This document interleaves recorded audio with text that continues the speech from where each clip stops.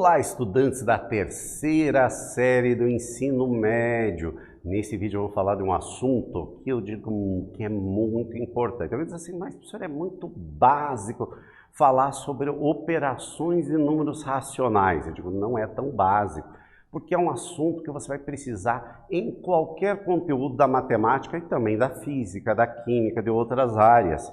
E desta vez vocês vão ter aí, nos próximos meses, duas avaliações aonde vocês não vão poder utilizar aquela muletinha que a gente chama de calculadora, que vocês vão ter que fazer os cálculos na mão. Então precisa-se vocês trabalharem com ele desde agora, esquecer a calculadora exatamente para treinar, porque daí no dia que vocês forem fazer essas provas vão ficar muito mais fácil de vocês conseguirem acompanhar os cálculos. E tem vários problemas aplicados que envolvem esses conceitos, que são conceitos bem tranquilos, mas se eu não souber operar esses valores, eu não consigo resolvê-los. Então vamos lá.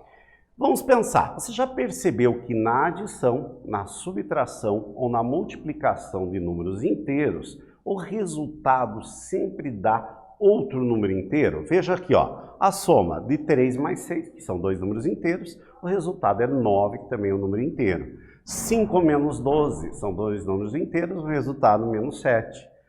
O produto de 29 vezes 4, que são dois números inteiros, o resultado é 116, que é um número inteiro.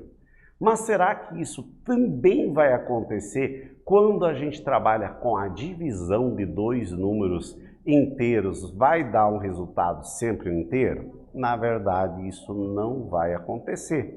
Nem sempre, ou seja, na maioria dos casos, dois números inteiros divididos um pelo outro não vão dar um número inteiro. Vai acontecer, como nesse caso aqui, ó, 4x é igual a 15. Eu passo 4 dividindo, o que aconteceu? 15 dividido por 4, 3,75. 3,75 não é um número inteiro, é um número que a gente chama de racional. Então, 3,75 pertence ao conjunto dos números racionais.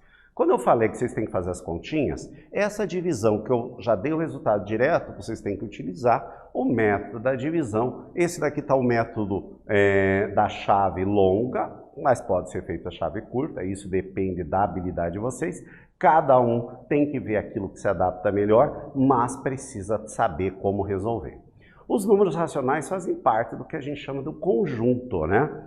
Primeiramente, a gente aprendeu os números naturais, que o símbolo é o n. Depois, a gente ampliou por conjunto dos números inteiros, que é o z. E agora, a gente ampliou ainda um pouco mais para chamar dos números racionais. Os números racionais serão representados sempre pela razão do A sobre B, onde o B nunca poderá ser zero, que a gente já sabe essa regra máxima, né? Que o denominador não pode ser zero.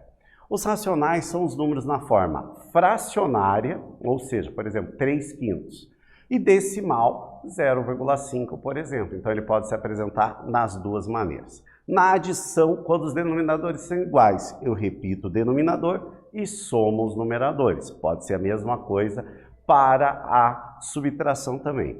Agora, quando nós temos denominadores iguais, o que eu tenho que fazer? O mínimo múltiplo comum. Aí eu faço o dispositivo. Divide pelo denominador, multiplica pelo numerador. Tranquilo? A multiplicação, numerador com numerador, denominador com denominador. E divisão, eu repito a primeira fração, transformo a multiplicação, fazendo o inverso do denominador. E daí eu multiplico o normal, ó. Numerador com numerador, denominador com denominador. Tranquilo, gente? A potência, nós distribuímos a potência para o numerador e denominador, a raiz a mesma coisa, distribuo para o numerador a raiz e para o denominador e resolvo separadamente. Como eu falei, divisão pode dar um número racional, como pode dar um número decimal finito ou pode apresentar também na forma de uma dízima periódica, né?